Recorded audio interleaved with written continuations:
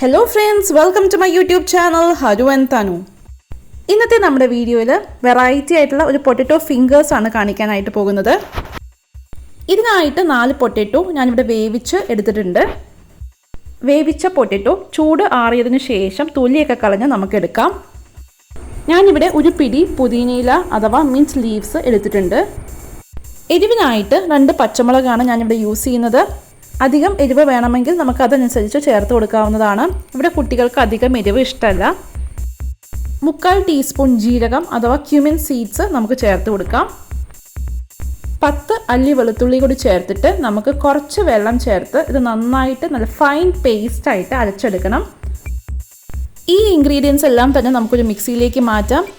5 table spoon വെള്ളം ചേർത്തിട്ട് നല്ല ഫൈൻ പേസ്റ്റ് ആയിട്ട് നമുക്ക് ഇത് അരച്ചെടുക്കണം. നല്ല ഫൈൻ പേസ്റ്റ് ആയിട്ട് അരച്ച നമ്മുടെ ഗ്രീൻ മസാല ഇവിടെ റെഡിയാണ്. പൊതുവേ കുട്ടികൾക്കൊക്കെ മിന്റ് ലീവ്സിൻ്റെയൊക്കെ ടേസ്റ്റ് വരുന്ന സ്നാക്സ് വളരെയധികം ഇഷ്ടമാണ്. എൻ്റെ കുട്ടികൾക്കും അതെ കേട്ടോ, നല്ല ഇഷ്ടമാണ് ഈ സ്നാക്സ്. വേവിച്ച് വച്ചിരുന്ന പൊട്ടറ്റോയിൻ്റെ ചൂടൊക്കെ ഇവിടെ മാറിയിട്ടുണ്ട്. നമുക്ക് തൊലിയൊക്കെ കളഞ്ഞെടുക്കാം. പൊട്ടറ്റോ തൊലിയൊക്കെ കളഞ്ഞതിന് ശേഷം നമുക്ക് ഒരു തവി ഉപയോഗിച്ച് നന്നായിട്ട് ഇത് ഉടച്ചെടുക്കണം. അല്ലെങ്കിൽ നമുക്കൊരു ഗ്രേറ്റർ ഉപയോഗിച്ച് ഗ്രേറ്റ് ചെയ്തും എടുക്കാവുന്നതാണ്. ഏതായാലും ഒട്ടും തന്നെ കട്ടയില്ലാതെ വേണം ഇത് ഉടച്ചെടുക്കാനായിട്ട്. ഉടച്ചു വച്ചിരിക്കുന്ന പൊട്ടറ്റോയിലേക്ക് നേരത്തെ പ്രിപ്പയർ ചെയ്ത് എടുത്തു വച്ചിരുന്ന ഗ്രീൻ മസാല നമുക്ക് ചേർത്ത് കൊടുക്കാം.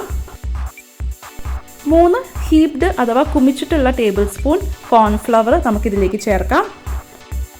കോൺഫ്ലവർ ചേർക്കുമ്പോൾ നമ്മുടെ സ്നാക്കിന് നല്ലൊരു ക്രിസ്പിനെസ് കിട്ടും. അതിനായിട്ടാണ് നമ്മൾ കോൺഫ്ലവർ ചേർക്കുന്നത്. 1/2 ടീസ്പൂൺ മഞ്ഞൾപ്പൊടി, 3/4 ടീസ്പൂൺ പെപ്പർ പൗഡർ അഥവാ കുരുമുളക് പൊടി. കുരുമുളക് പൊടിയുടെയും പച്ചമുളകിൻ്റെയും ഒക്കെ അളവ് നമ്മുടെ എരിവിനനുസരിച്ച് കൂട്ടാനോ കുറയ്ക്കാനോ ആയിട്ട് പ്രത്യേകം ശ്രദ്ധിക്കണം. അടുത്തതായിട്ട് 5 ടേബിൾ സ്പൂൺ വറുത്ത നല്ല ഫൈനായിട്ടുള്ള അരിപ്പൊടിയാണ് ചേർത്ത് കൊടുക്കുന്നത്. ആവശ്യത്തിന് ഉപ്പ്. നമ്മുടെ മാവ് കുറച്ചൊന്ന് ലൂസാണെങ്കിൽ അതിനനുസരിച്ച് നമുക്ക് അരിപ്പൊടി ചേർത്ത് കൊടുക്കാവുന്നതാണ്. അരിപ്പൊടി കൂടി ചേർത്തിട്ട് നന്നായിട്ട് കൈ ഉപയോഗിച്ച് ഇത് മിക്സ് ചെയ്തെടുക്കണം.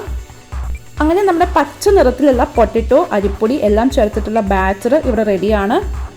ഒരു കടായി നമുക്ക് ചൂടാക്കാം. അതിലേക്ക് വറക്കാൻ ആവശ്യത്തിന് എണ്ണ ചേർത്ത് കൊടുക്കാം. ഏത് തരം റിഫൈൻഡ് ഓയിലും നമുക്ക് യൂസ് ചെയ്യാവുന്നതാണ്. വെളിച്ചെണ്ണ വേണമെങ്കിൽ അതും യൂസ് ചെയ്യാവുന്നതാണ്. നമ്മുടെ കൈകളിൽ കുറച്ച് എണ്ണ തൂത്തതിന് ശേഷം ഈ ബാറ്ററിൽ നിന്ന് ചെറിയ ഒരു ഉണ്ട എടുത്തിട്ട് കൈ ഉപയോഗിച്ച് നമുക്ക് ഫിംഗർ ഷേപ്പിൽ ഇതുപോലെ ചെയ്തെടുക്കാവുന്നതാണ്.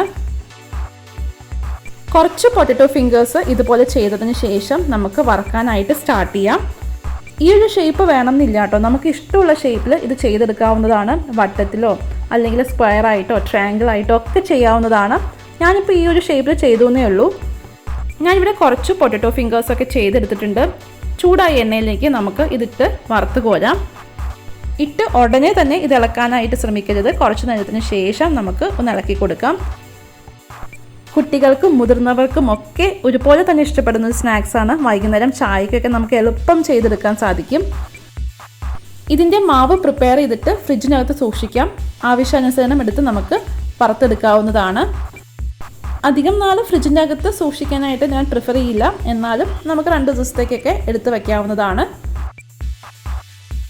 അങ്ങനെ നല്ല ഗോൾഡൻ കളർ ആകുമ്പോൾ നമ്മുടെ പൊട്ടറ്റോ ഫിംഗേഴ്സ് എണ്ണയിൽ നിന്ന് മാറ്റാം.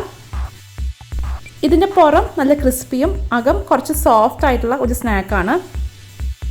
ഇതേ രീതിയിൽ തന്നെ ബാക്കിയിരിക്കുന്ന മാവും നമുക്ക് വറുത്തെടുക്കാം. അങ്ങനെ വളരെ ടേസ്റ്റി ആയിട്ടുള്ള ഒരു 4 മണി പലഹാരം ഇവിടെ റെഡിയാണ്. തീർച്ചയായിട്ടും ട്രൈ ചെയ്ത് നോക്കൂ. നിങ്ങളുടെ അഭിപ്രായങ്ങളും നിർദ്ദേശങ്ങളും ഒക്കെ താഴെ കമൻസിൽ പറയണം. ഈ വീഡിയോ ഇഷ്ടമായെങ്കിൽ please like, share, subscribe to my channel. Keep watching. Haru and Tanu. By.